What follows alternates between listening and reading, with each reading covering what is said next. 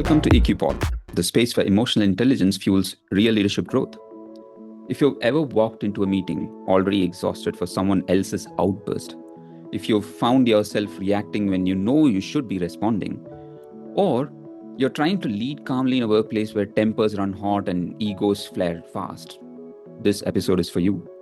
I'm Rakesh Ravindran, and in today's episode, we are unpacking how mastering emotional intelligence can turn workplace tension into leadership elevation. Because leadership isn't tested when things go smoothly, it's tested when emotions are running high. So let's get into it.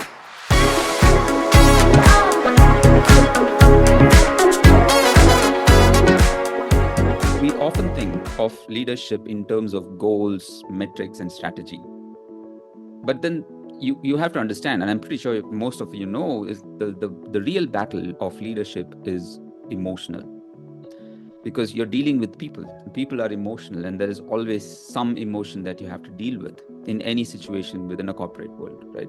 The number one reason teams underperform is emotions.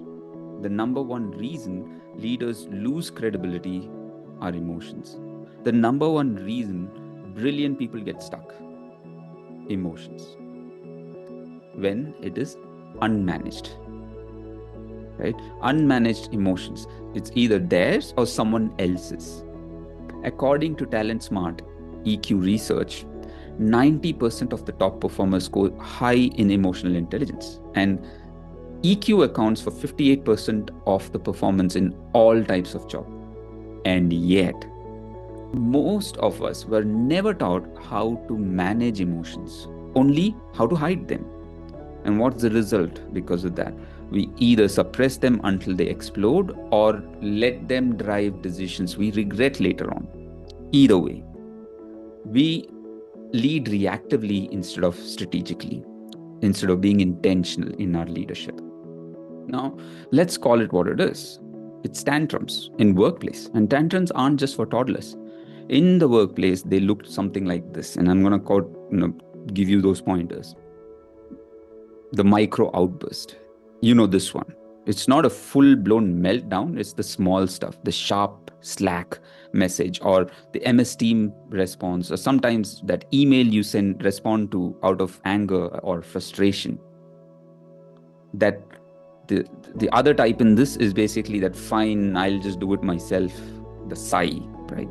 Or the passive-aggressive silence, the kind of silence that feels like punishment, not peace. It's subtle, but it stings. And over time, these tiny emotional leaks can create tension that no one talks about, but everyone feels it. And then the second one is the power struggle. This one you've definitely seen. It's when someone walks into a meeting already needing to win. They interrupt, they shut people down. They just can't admit when they are wrong, even though everybody around them and themselves, they know that they are wrong.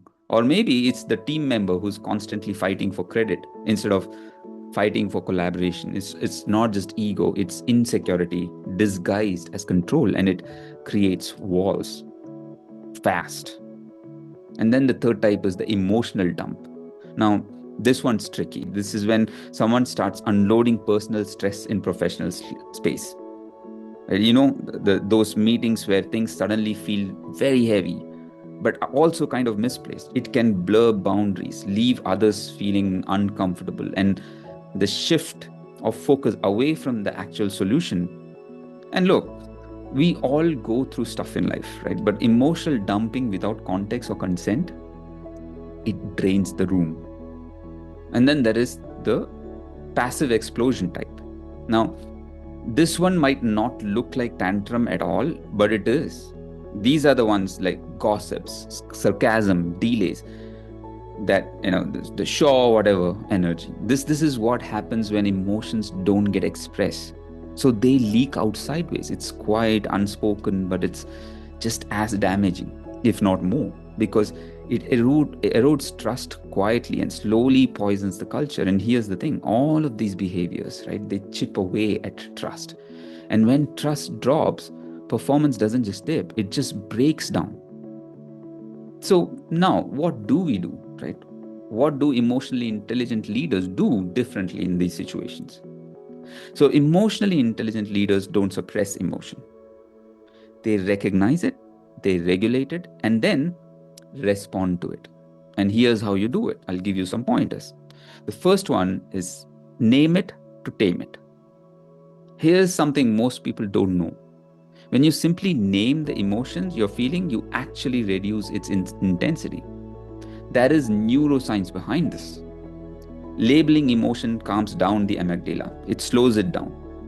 The amygdala is part of the brain. It's like an almond shaped part of the brain that sits right in the middle, which is wired to react. It's the one that gives you instruction on flight or fight reactions, right? It's the quick responses that you give. So instead of pushing through the day saying, I'm fine, when you clearly are not, try something like, I'm feeling a little overwhelmed right now.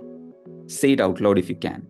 Or, I can sense some tension building up. If you're in a meeting room setup, you can say this, right? When there is flare up of tension, you can say, I can sense some tension building up. Let's pause and reset.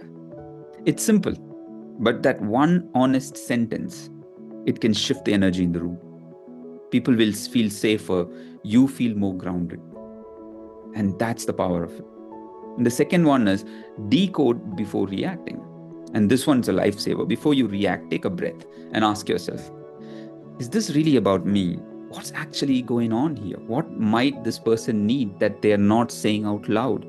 Because here's the thing, most outbursts or passive aggressive behavior aren't personal attacks. They're usually just poorly expressed needs. And when you can pause long enough to decode the emotion before reacting to the surface behavior, that's where the real influence starts. That's when you go from reactive manager to the grounded leader. Try this out. That pause is golden.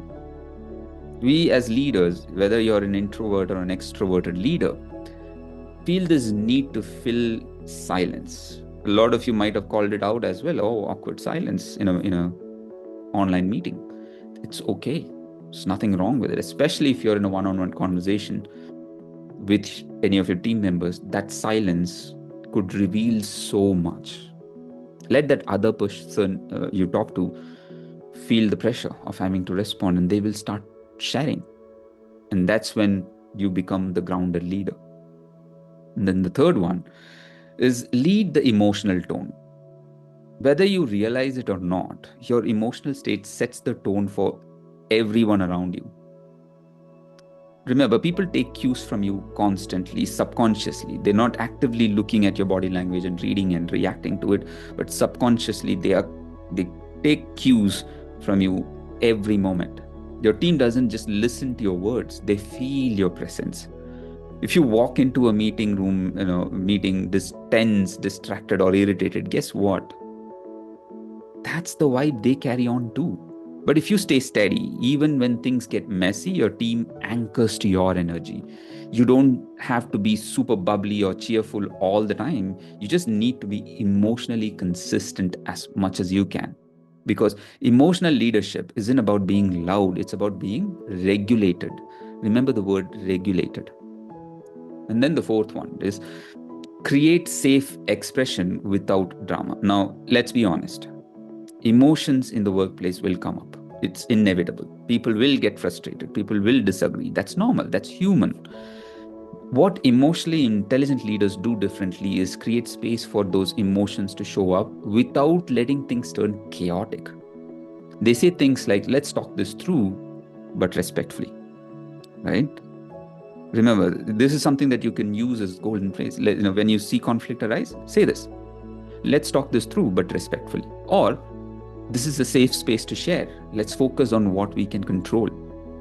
It's not about shutting people down, right? It's about creating containers where emotion is welcome, but still held with clarity and responsibility. And that's not weakness. That's leadership with spine and heart. So now let's move on to the next thing. I'll give you 3 tools to build emotional intelligence. These are 3 daily tools that make a huge difference.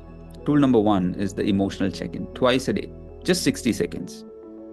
This one, simple but powerful thing that you can do is maybe set a reminder, right?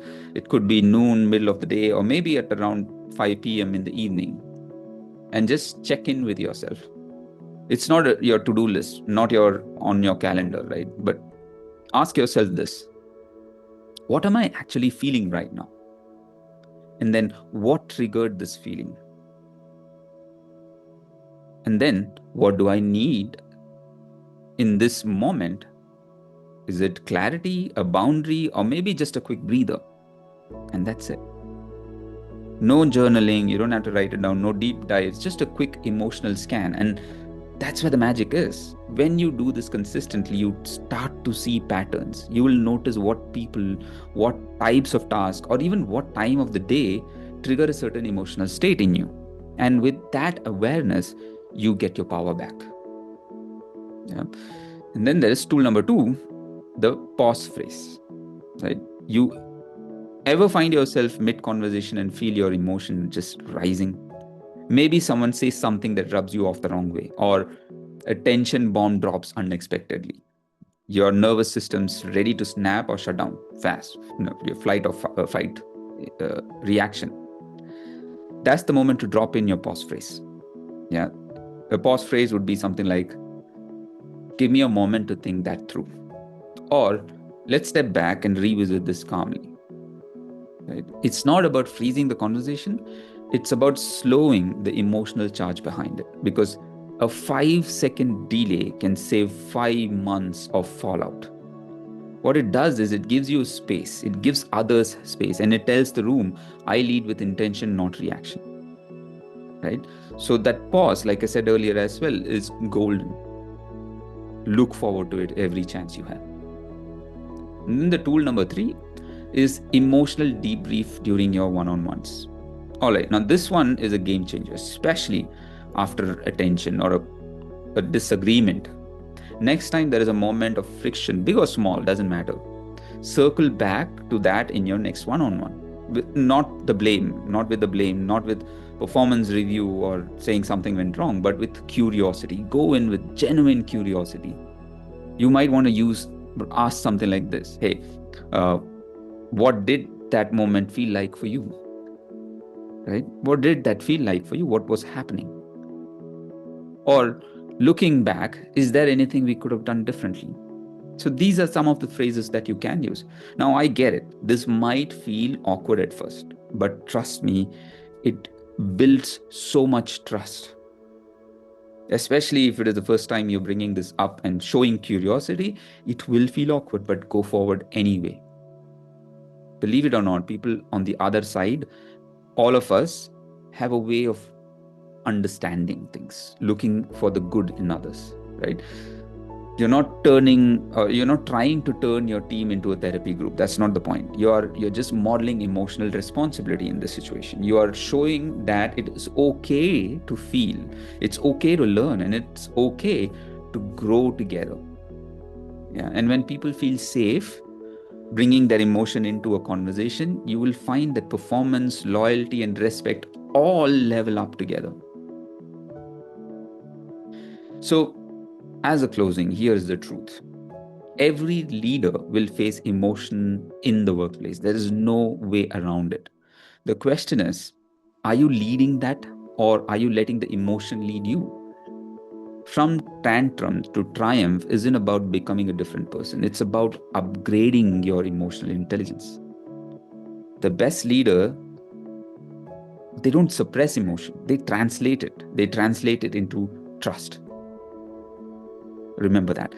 So this is EQ Pod, and I'm Rakesh Ravindran, helping you lead from the inside out. Until next time, lead steady, lead safe, lead human.